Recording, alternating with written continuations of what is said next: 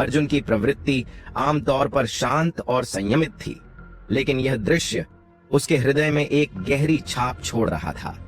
यह एक ऐसा क्षण था जिसे वह जीवन भर भूल नहीं सकता था। जिज्ञासा से भरा अर्जुन धीरे धीरे आगे बढ़ा, अपनी सांसों और हृदय की गति को जबरन नियंत्रित करता हुआ, जिससे वह किसी भी तरह इस लड़की को जगा न दे। अब वह उसके बिल्कुल करीब था। उसने ध्यान से देखा और पुष्टि की, यह वही लड़की थी जो कुछ दिन पहले योगदान कक्ष के बाहर उससे टकराने वाली थी। तो यह वही है, लेकिन तब उसकी आभा पूरी तरह भिन्न थी।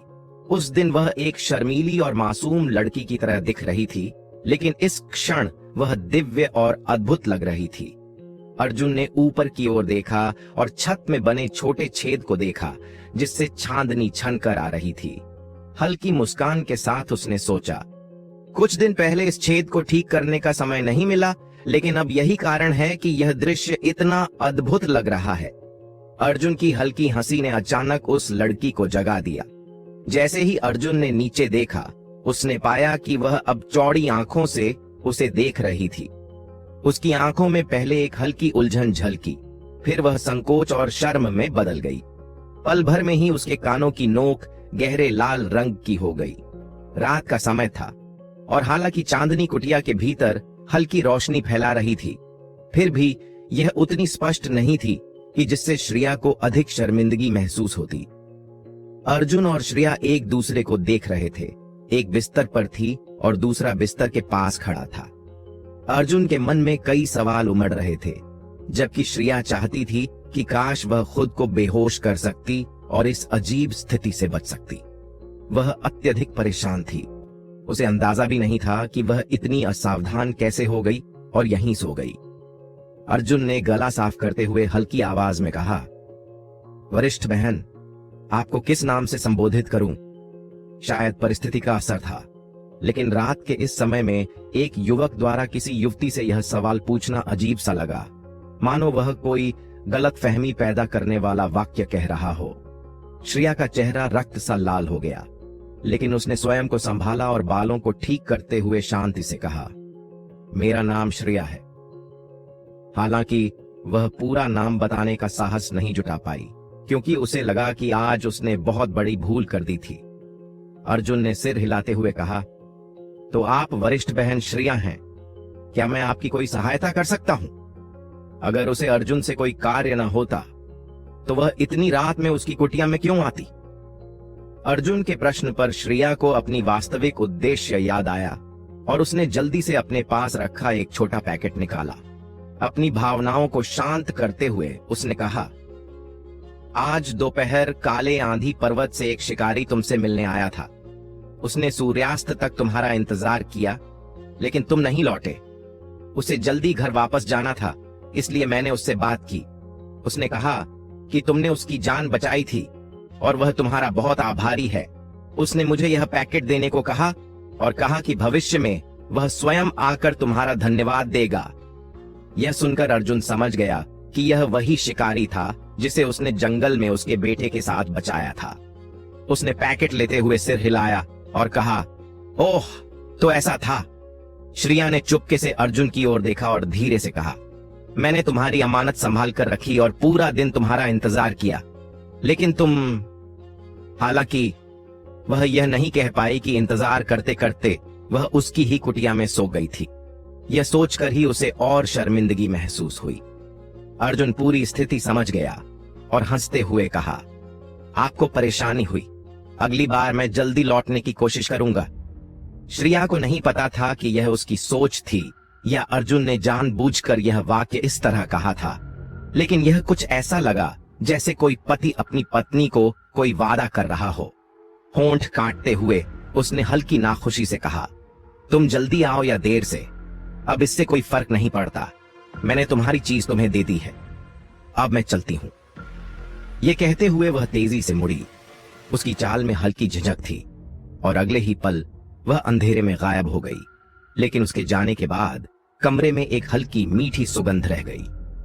अर्जुन को महसूस हुआ कि वरिष्ठ बहन श्रेया वाकई बहुत शर्मीली थी। इस पूरी स्थिति को याद कर अर्जुन के चेहरे पर हल्की मुस्कान आ गई। फिर उसने शिकारी द्वारा दिए गए पैकेट को खोला और उसमें 2 नीले रंग के वस्त्र पाए। ये वस्त्र बहुत बारीकी से सिलाई किए गए थे। हर धागा पूरी मेहनत से बुना गया था और अर्जुन समझ गया कि यह शिकारी की पत्नी द्वारा बनाए गए थे।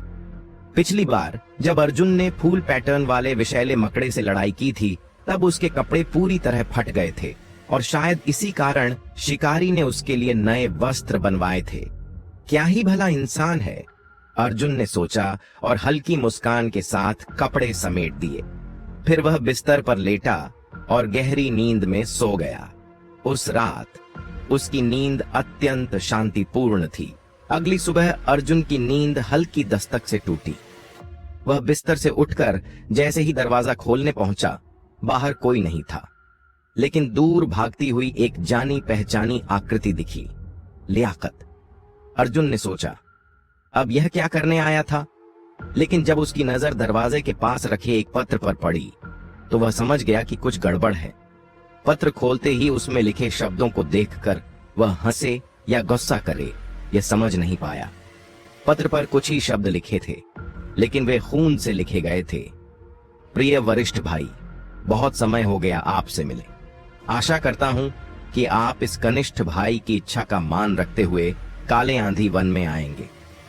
लाल लाल चमकते इन शब्दों को देख अर्जुन समझ गया कि यह खून से लिखा गया था, लेकिन यह किसी मुर्गे का खून था या किसी इंसान का, इसका अंदाजा उसे नहीं था। हालांकि वह यह जरूर जानता था कि यह सुहास का खून नहीं था। पत्र के पीछे एक और पंक्ति लिखी थी जो और भी ज्यादा उद्दंड और उकसाने वाली थी। अगर हिम्मत है तो आकर दिखाओ। ये शब्द लिखने वाले की अति अहंकार और नफरत को दर्शा रहे थे। यह स्पष्ट था कि सुहास डर रहा था कि कहीं अर्जुन उसकी चुनौती को नजरअंदाज न कर दे, इसलिए उसने इस तरह से उकसाने की कोशिश की। युवा मन हमेशा जोश से भरा होता है और सुहास इस तरह की चालों में माहिर था। अर्जुन ने पत्र को मुट्ठी में भींच लिया और हल्का सा सिर हिलाया। उसे इस चुनौती को लेकर ज्यादा चिंता नहीं थी, क्योंकि उसका ध्यान इस तरह की छोटी छोटी प्रतिद्वंद्विताओं पर नहीं था। वह इस तरह की लड़ाइयों को सिर्फ अपनी प्रगति को परखने का अवसर मानता था। हालांकि उसके और सुहास के बीच पहले के टकराव कड़वे रहे थे, लेकिन समय के साथ अर्जुन को एहसास हुआ कि सुहास उतना बुरा नहीं था, बस उसका घमंड बहुत ज्यादा था। अगर कोई उससे अच्छे संबंध बना लेता तो वह मित्रता निभाने वाला था, लेकिन अगर दुश्मनी मोल ली जाती तो वह पीछा न छोड़ने वाला था। पिछले कुछ दिनों से सुहास और उसके साथियों की कोई खबर नहीं थी। शायद वे अर्जुन से बच रहे थे, लेकिन अब अचानक उन्होंने उसे लड़ाई के लिए बुलाया था।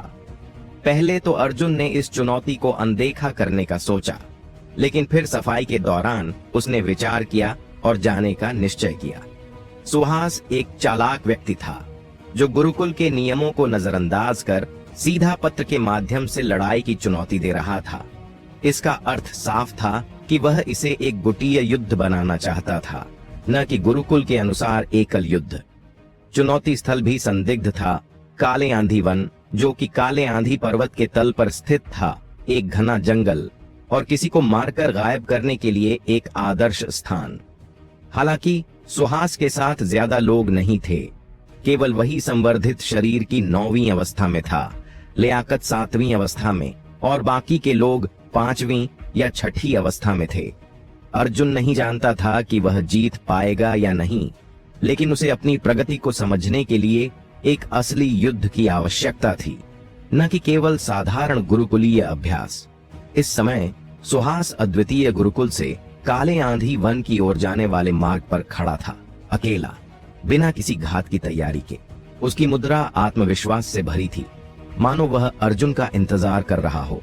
सुहास जब कुछ रात पहले हुई अपनी हार के बारे में सोचता तो उसका चेहरा गुस्से से तमतमा उठता। उस रात क्या हुआ था, यह उसे अब तक समझ नहीं आया था।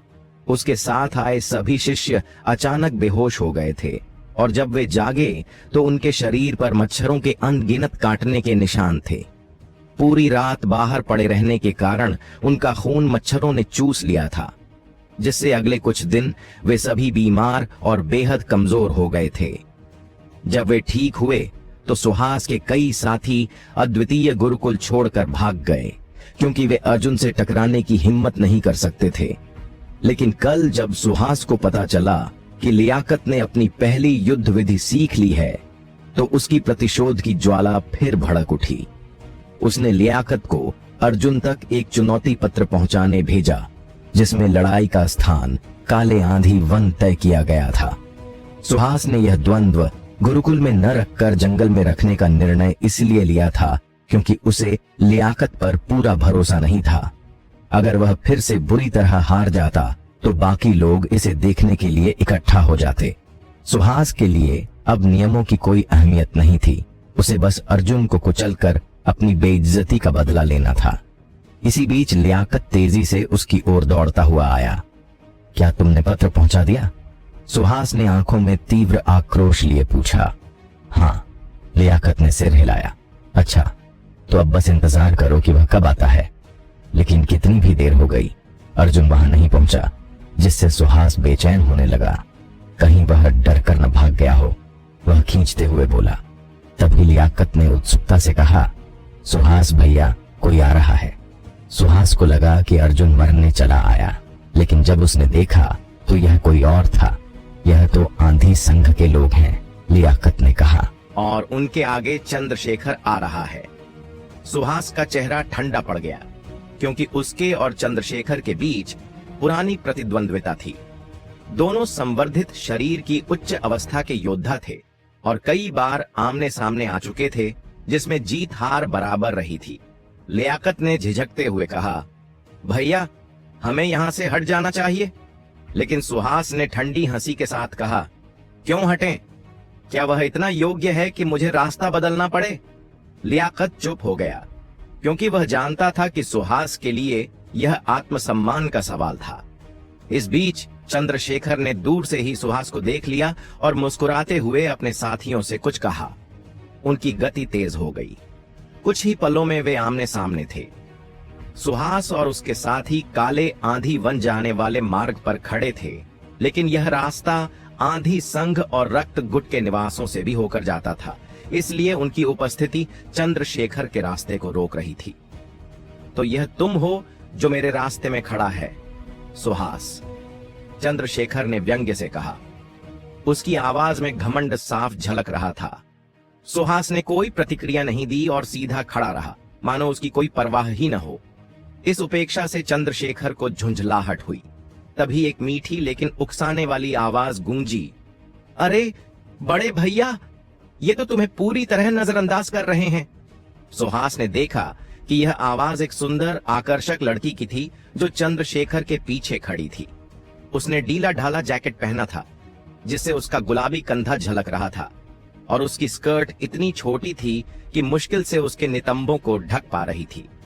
उसके गोरे पैर पूरी तरह उजागर थे और उसके नाजुक चमकते हुए हाथ उसकी आंखों की कशिश को और बढ़ा रहे थे। सुहास को तुरंत समझ आ गया कि यह लड़की भी किसी चाल का हिस्सा थी। अब यह नाटक और कितना चलेगा, उसने सोचा। लेकिन उसकी नजरें अर्जुन के आगमन के इंतजार में लगी थीं। युवती और सुहास की उम्र में ज्यादा फर्क नहीं था, लेकिन उसकी चाल ढाल कहीं अधिक निपुण और मोहक थी। जब वह चलती तो उसकी कमर लहराती और उसका हर अंदाज आकर्षण से भरा होता। उसके चलने के साथ साथ उसकी छाती की तरंगें हवा में हलचल पैदा कर रही थीं, जिससे वहां खड़े सभी युवक सहमे हुए थे। इतनी कम उम्र में भी उसमें एक परिपक्व लड़की जैसी आभा थी, हालांकि यह पूरी तरह विकसित नहीं हुई थी, जिससे उसमें एक अजीब सी अस्वाभाविकता झलकती थी। मोहिनी! जैसे ही सुहास की नजर उस पर पड़ी, उसका चेहरा बदल गया। होंठों पर एक हल्की मुस्कान उभर आई और उसकी नजरें अनायास ही उसके शरीर पर घूम गईं। उसने हल्के से अपनी लार निगल ली। अगर सुहास की यह हालत थी, तो लियाकत और बाकी लड़कों की हालत की कल्पना ही की जा सकती थी। वहां खड़े सभी शिष्यों की आंखें किसी भूखे टिड्डों की तरह मोहिनी के शरीर पर टिकी थीं। उसकी रूप रंग की मोहकता ने उन सबको स्तब्ध कर दिया था। पूरे क्षेत्र में सुंदर युवक युवतियां कोई दुर्लभ चीज नहीं थी, लेकिन मोहिनी जैसी अनूठी सुंदरता बहुत कम देखने को मिलती थी। वह अभी मात्र 15-16 वर्ष की थी और उसकी कोमल त्वचा इतनी नाजुक थी कि किसी भी महंगे सौंदर्य प्रसाधन का उपयोग करने वाले भी उससे ईर्ष्या कर सकते थे। उसकी इस मोहकता ने उसकी उपस्थिति को और भी प्रभावशाली बना दिया था। लियाकत और बाकी शिष्य अभी किशोर अवस्था में थे, जिनके शरीर में उग्र ऊर्जा प्रवाहित हो रही थी, इसलिए उनके लिए यह दृश्य किसी परीक्षा से कम नहीं था। लेकिन इन सभी लड़कों की प्रतिक्रियाओं से मोहिनी को कोई परेशानी नहीं हुई, बल्कि वह इसे आनंदित होकर देख रही थी। अपनी कोमल हथेली से हल्का सा मुंह ढकते हुए उसने मीठे स्वर में कहा, तो छोटे भाई सुहास मुझे पहचानते हैं? सुहास ने हल्की खांसी करते हुए अपनी गंभीरता बनाए रखने की कोशिश की और हल्का सा लज्जित होते हुए कहा, स्वाभाविक रूप से पहचानता हूं। चंद्रशेखर, जो आंधी संघ के सबसे प्रबल योद्धाओं में से एक था, वहीं मोहिनी रक्त संघ के योद्धाओं का नेतृत्व कर रही थी। लेकिन उसकी पहचान सिर्फ एक साधारण योद्धा की नहीं थी, वह रक्त संघ के प्रमुख हुकुम सिंह की बेटी थी। हालांकि उसकी छवि उतनी अच्छी नहीं थी, क्योंकि हुकुम सिंह ने उसे पूरी स्वतंत्रता दे रखी थी। वह जो चाहती थी कर सकती थी, भले ही वह अभी युवा थी, लेकिन उसके नियंत्रण में कई अनुयायी थे। आज वह चंद्रशेखर के साथ क्यों थी, यह समझ से बाहर था। क्या वह भी उसके प्रभाव में आ चुका था? यह सोचकर सुहास के मन में ईर्ष्या का संचार होने लगा। पहले उसे चंद्रशेखर की लड़कियों में रुचि से जलन होती थी, लेकिन अब उसे इस बात से चिढ़ हो रही थी कि वह खुद किसी लड़की के अधीन हो गया था। इस विचार ने सुहास के चेहरे पर एक अजीब सी मुस्कान ला दी। जब उसने दोबारा चंद्रशेखर की ओर देखा तो उसकी आंखों में अवमानना झलक रही थी। सुहास की यह निगाहें चंद्रशेखर को असहज करने लगी। वैसे भी वहां खड़े सभी लड़कों की निगाहें मोहिनी पर जमी थीं, और सुहास का इस तरह उसे घूरना चंद्रशेखर के लिए अपमानजनक था। वह तुरंत आगे बढ़ा और इस तरह खड़ा हो गया कि बाकी लड़के मोहिनी को न देख सकें। यह सब देखकर मोहिनी ने हल्की मुस्कान के साथ अपने होंठ भींच लिए, मानो वह इस दृश्य का आनंद ले रही हो। सुहास, अपने लोगों से कहो कि रास्ता छोड़ दें, चंद्रशेखर ने ठंडी आवाज में कहा। उसके शब्दों में कोई औपचारिकता नहीं थी, मानो उसे सुहास की कोई परवाह ही न हो। लेकिन सुहास ने बस हल्के से हंसते हुए कहा, सड़क सबकी है और हर कोई अपने रास्ते पर चल सकता है, तो इसमें अवरोध कैसा? चंद्रशेखर ने गहरी सांस ली और हल्की मुस्कान के साथ कहा, क्या होगा अगर तुम रास्ते से हटने से इनकार कर दो? यह पुरानी प्रतिद्वंद्विता थी जो वर्षों से चली आ रही थी। दोनों ही एक दूसरे के मिजाज से भली भांति परिचित थे, इसलिए सुहास को किसी तरह का डर नहीं था। छोटे भाई चंद्रशेखर, छोटे भाई सुहास का यहाँ खड़ा रहना कोई बड़ी बात नहीं है। हम बस थोड़ा घूमकर निकल सकते हैं, इसमें किसी को कोई समस्या नहीं होनी चाहिए। मोहिनी ने अचानक बीच में हस्तक्षेप किया।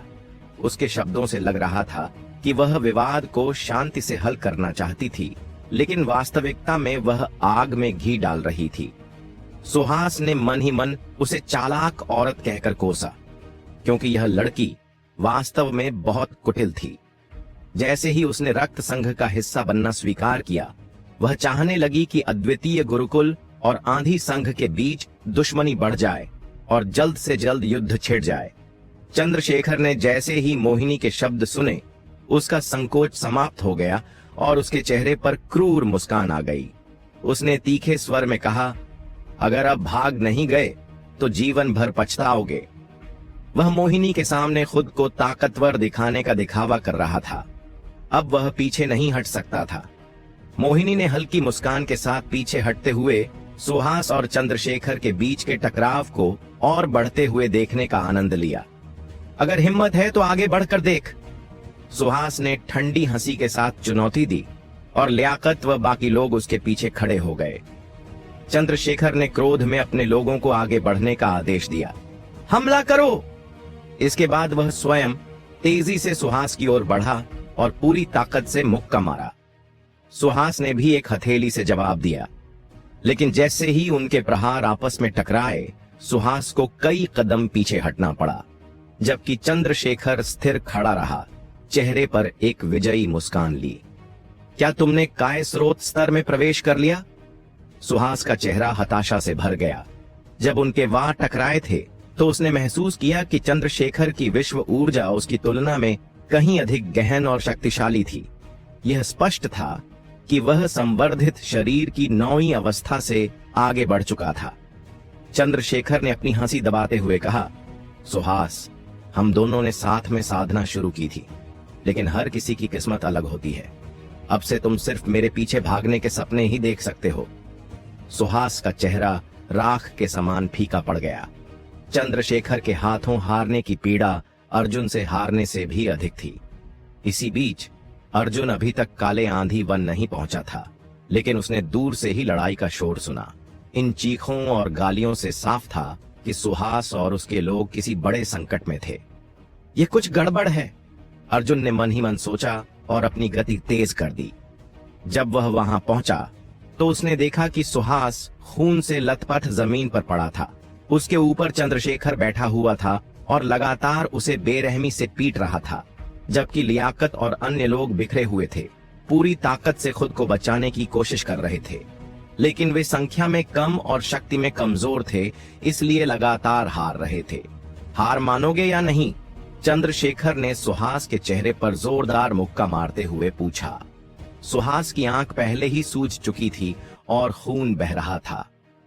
तेरी, सुहास ने खून थूकते हुए जवाब दिया। हार मानोगे या नहीं? एक और घूंसा पड़ा, इस बार उसके जबड़े पर। मैं तेरे पूर्वजों के आगे भी हार नहीं मानूंगा। सुहास दर्द से कराहते हुए फिर भी हार मानने को तैयार नहीं था। हार मानोगे या नहीं? हर जवाब के साथ चंद्रशेखर के मुक्के और ज्यादा क्रूर होते गए। दूर खड़ा अर्जुन यह सब शांति से देख रहा था। वह देख रहा था कि सुहास किस हद तक सह सकता था, कितना अडिग था। भले ही उसका शरीर जख्मों से भरा था, पर उसका अभिमान टूटा नहीं था। अर्जुन को खुद की याद आई। वह भी कई बार ऐसे दुश्मनों के सामने खड़ा हुआ था जिन्हें वह हरा नहीं सकता था, लेकिन उसने कभी घुटने नहीं टेके थे। यह मूर्खता नहीं, बल्कि अदम्य जज्बा है। शुरू में अर्जुन ने इस झगड़े में दखल देने का इरादा नहीं किया था, लेकिन अब सुहास की यह निडरता उसे प्रभावित कर रही थी। इसी दौरान चंद्रशेखर भी लगातार मारते मारते थकने लगा था, लेकिन सुहास का चेहरा कितना भी खून से लथपथ क्यों न हो, उसकी आंखों में अवमानना और हठ अब भी जिंदा था। ठीक उसी वक्त मोहिनी ने फिर से बीच में हस्तक्षेप किया। छोटे भाई चंद्रशेखर, क्यों ना इसे छोड़ दो? यह लड़का सच में दिलचस्प है। मुझे ऐसे अड़िग लोग बहुत पसंद हैं। जैसे ही यह शब्द निकले, सुहास ने मुड़कर गुस्से में कहा, शर्महीन औरत। चंद्रशेखर ने क्रूर हंसी के साथ कहा, तुझे ये हठी स्वभाव पसंद है? तो देखो अब मैं क्या करता हूं।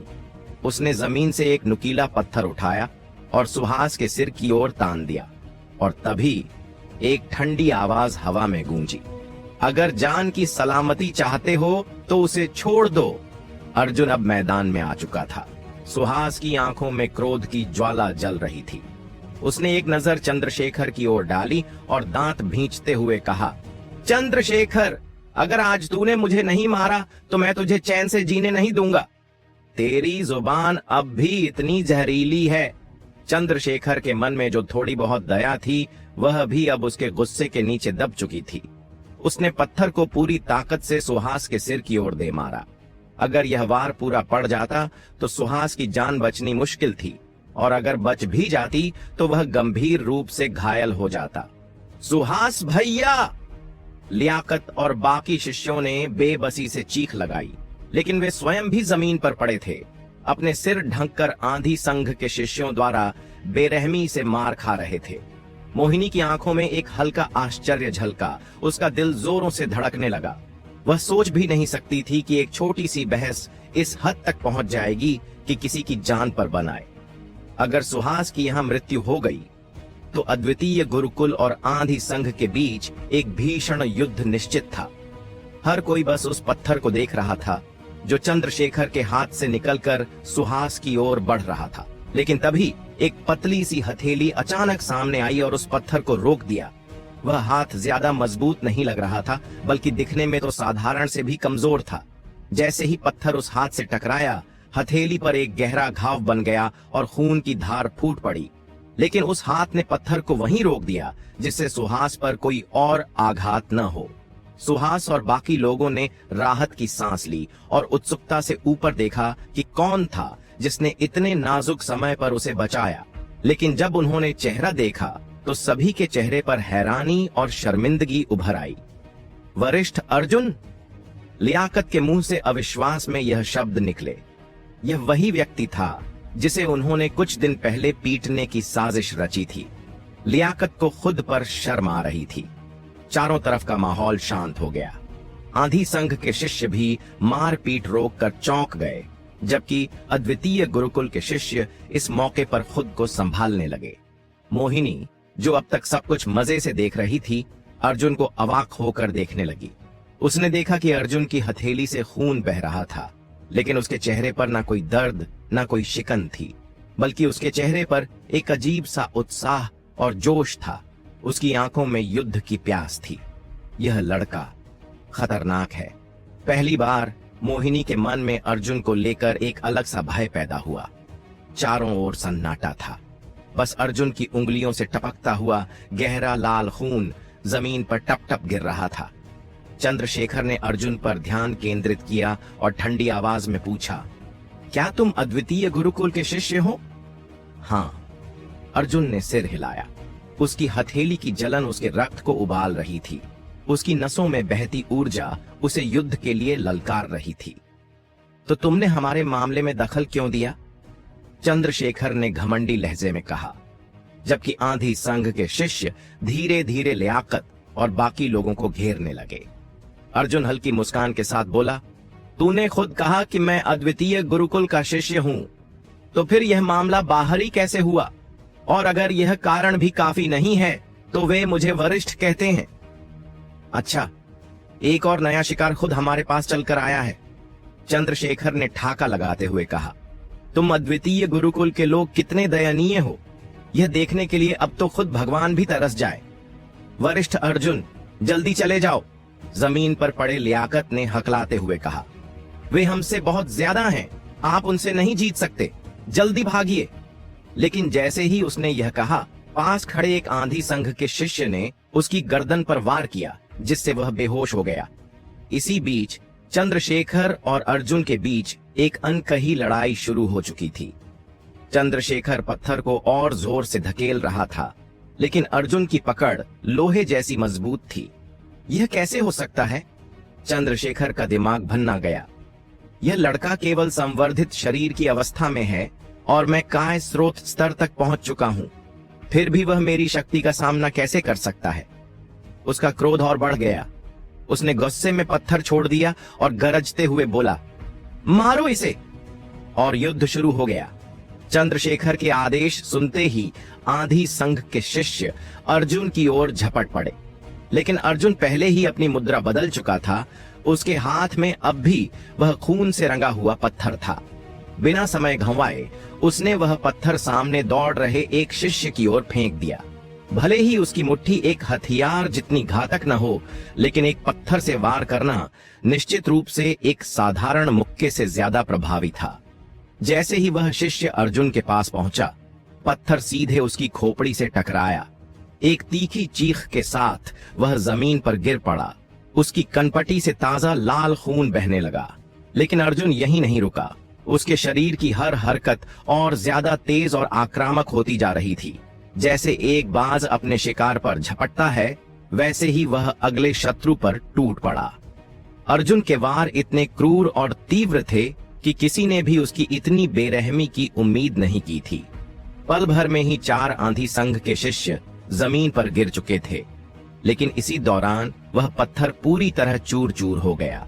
लेकिन अर्जुन ने इसका फायदा उठाया और अपनी हथेली से एक और जोरदार वार किया, जिससे पत्थर के छोटे टुकड़े हवा में तीरों की तरह बिखर गए। चारों तरफ चीख पुकार मच गई, क्योंकि कई शिष्यों के चेहरे पर पत्थर के टुकड़े जा लगे। वे दर्द से कराह उठे। उनकी आंखों और गालों से खून बहने लगा। इस मौके का लाभ उठाते हुए अर्जुन ने एक के बाद एक 2 और शिष्यों को लात मारकर दूर फेंक दिया। लेकिन जैसे जैसे वह लड़ता गया, उसे चारों तरफ से घेरने वाले दुश्मनों की संख्या बढ़ती गई। आंधी संघ के शिष्यों की संख्या अधिक थी। भले ही अर्जुन ने कुछ को पछाड़ दिया हो, लेकिन 4 दिशाओं से हमलों को रोकना अब भी मुश्किल था। ठक ठक ठक, वार और प्रतिवार के बीच अर्जुन लड़खड़ाता प्रतीत हो रहा था, लेकिन दूसरी ओर कई और आंधी संघ के शिष्य जमीन पर पड़े कराह रहे थे। इसी क्षण अर्जुन की साधना सूर्य तंत्र की वास्तविक शक्ति प्रकट करने लगी। उसके हर वार में सूर्य ऊर्जा प्रवाहित हो रही थी, जिससे प्रत्येक प्रहार आग की लपटों के समान गर्म और शक्तिशाली बन गया था। आंधी संघ के कई शिष्य अब दर्द में तड़प रहे थे, क्योंकि वे मात्र संवर्धित शरीर की छठी या सातवीं अवस्था तक ही पहुंचे थे। वे अर्जुन के भीतर उमड़ रही सूर्य ऊर्जा के सामने टिक नहीं सकते थे, और यह सिर्फ साधारण वार थे। उसने अभी तक अपनी एकमात्र संग्रहित सूर्य ऊर्जा बूंद का उपयोग भी नहीं किया था। हालांकि अर्जुन ने अब तक कई शत्रुओं को पछाड़ दिया था, लेकिन यह लड़ाई उसके लिए भी आसान नहीं थी। वह अभी संवर्धित शरीर की सातवीं अवस्था में था, और उसने अभी तक कोई शारीरिक गति वाली युद्ध विधि नहीं सीखी थी। वह दुश्मनों के हर वार को चकमा नहीं दे सकता था। उसके माथे से खून बह रहा था। उसके हाथ और पैर जगह जगह चोटिल हो चुके थे, लेकिन इन घावों का उसके युद्ध कौशल पर कोई असर नहीं पड़ रहा था, बल्कि हर वार के साथ वह और भी तेज और शक्तिशाली होता जा रहा था। अचानक उसके शरीर की सोने जैसी ऊर्जा सक्रिय हो गई। हर चोट के साथ उसके शरीर में एक गर्माहट बहने लगती थी। न केवल यह उसकी शक्ति को बहाल कर रही थी, बल्कि उसके हमलों को और भी अधिक तेज और आक्रामक बना रही थी। आखिर यह रहस्यमयी स्वर्ण शरीर है क्या? अर्जुन मन ही मन सोच रहा था। यह पहली बार नहीं था जब उसने ऐसा महसूस किया था। हर बार जब वह गंभीर रूप से घायल होता था, उसके भीतर छुपी यह ऊर्जा जाग उठती थी। जैसे जैसे वह घायल होता जाता, वैसे वैसे वह और भी ताकतवर होता जाता। मोहिनी दूर खड़ी यह सब देख रही थी। उसने अर्जुन को पहले कभी इस तरह नहीं देखा था।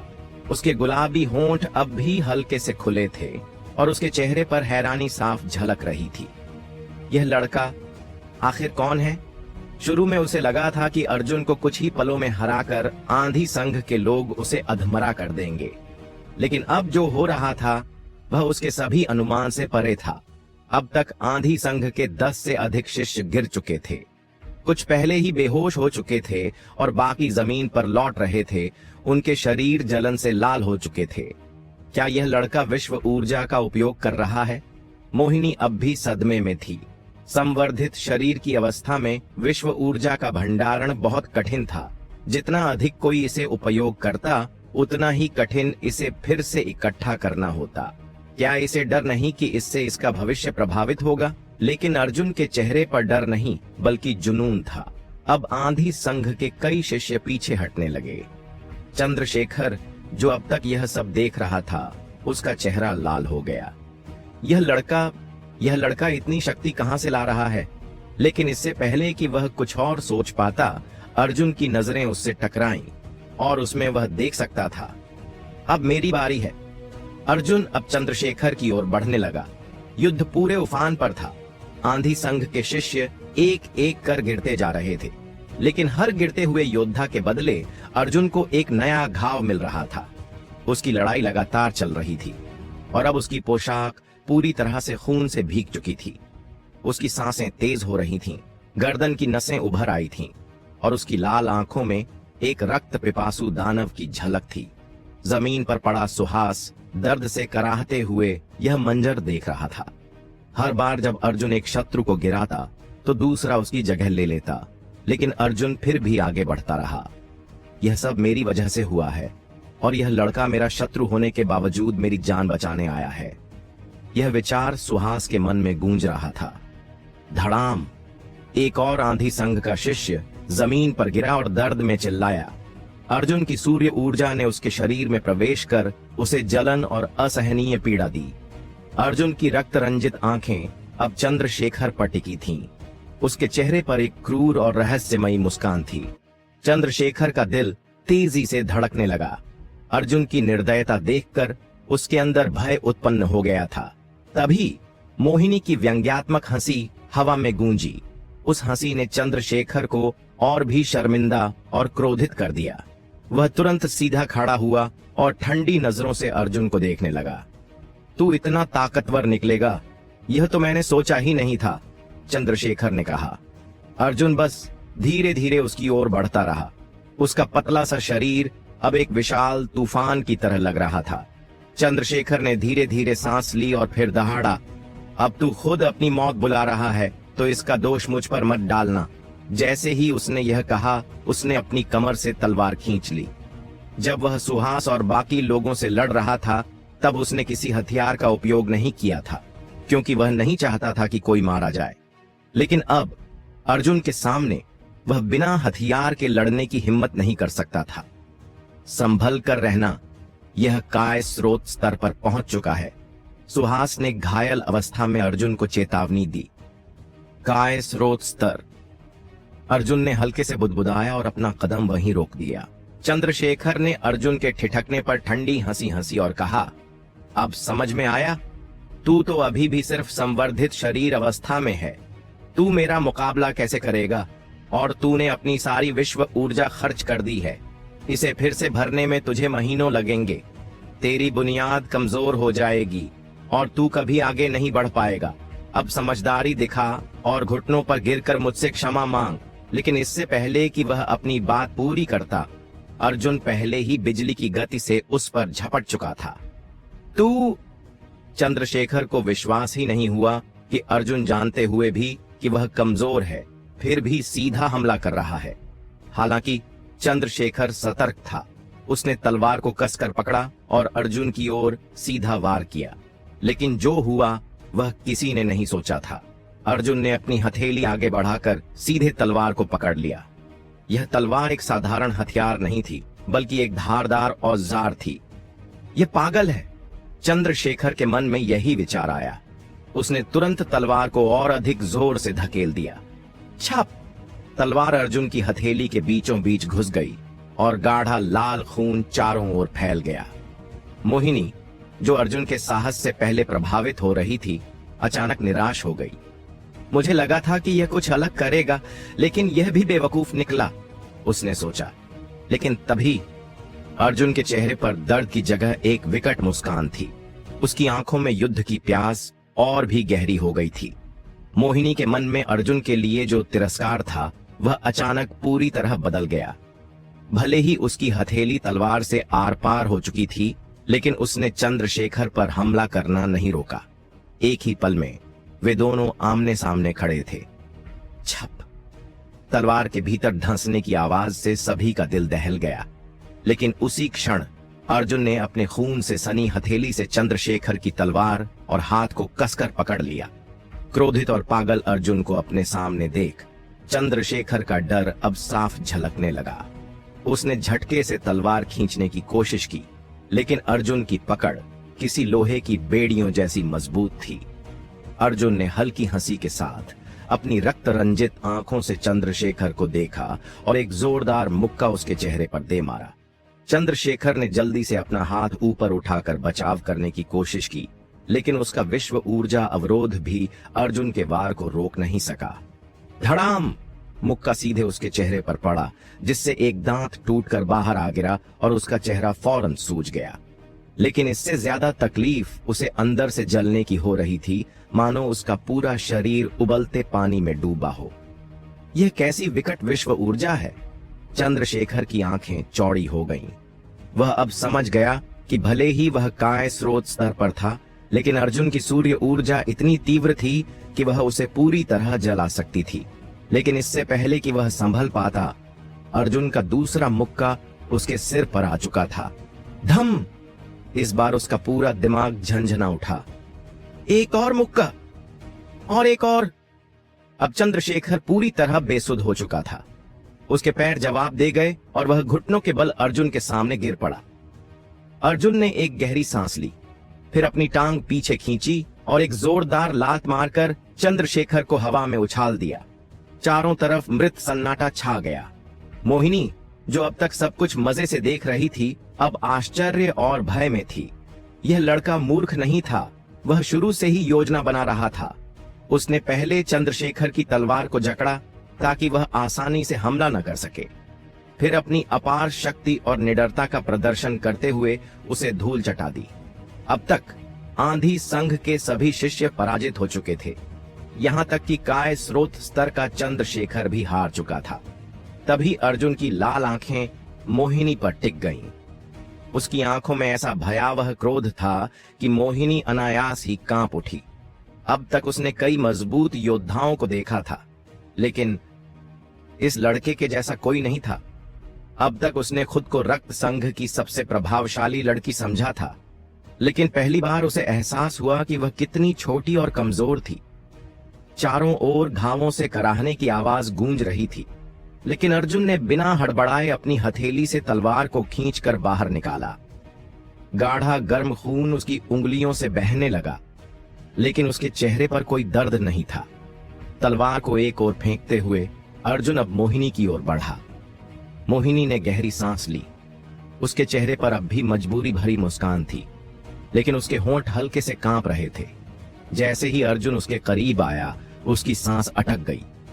फिर अर्जुन ने बिना कुछ कहे अपना खून से सना हाथ बढ़ाया और उसकी सफेद गर्दन को पकड़ लिया। उह! मोहिनी के पैर जमीन से ऊपर उठ गए। उसका दिल जोरों से धड़कने लगा और उसके होंठों से एक गहरी गर्म चीख निकल गई। अर्जुन ने झुककर उसकी आंखों में देखा और हल्की हंसी हंसते हुए ठंडी आवाज में कहा, तो तुम इनसे अलग हो? हाँ, मोहिनी ने जल्दी से कहा, मैं रक्त संघ की हूं। मैंने अद्वितीय गुरुकुल के लोगों पर हमला नहीं किया। सच में? अर्जुन की आंखों में एक शातिर चमक थी। सच? मोहिनी ने सिर हिलाया। अब तक वह हमेशा लोगों को अपने रूप और अदाओं से वश में कर लेती थी, लेकिन आज उसकी हर चाल बेकार हो गई थी। तुम सच में बहुत ताकतवर हो, मोहिनी ने धीरे से कहा। फिर धीरे धीरे अपनी मुलायम सफेद उंगलियां अर्जुन के सीने पर रख दी। उसके हाथ पर अर्जुन का खून लग गया, लेकिन उसने उसे पोंछा नहीं।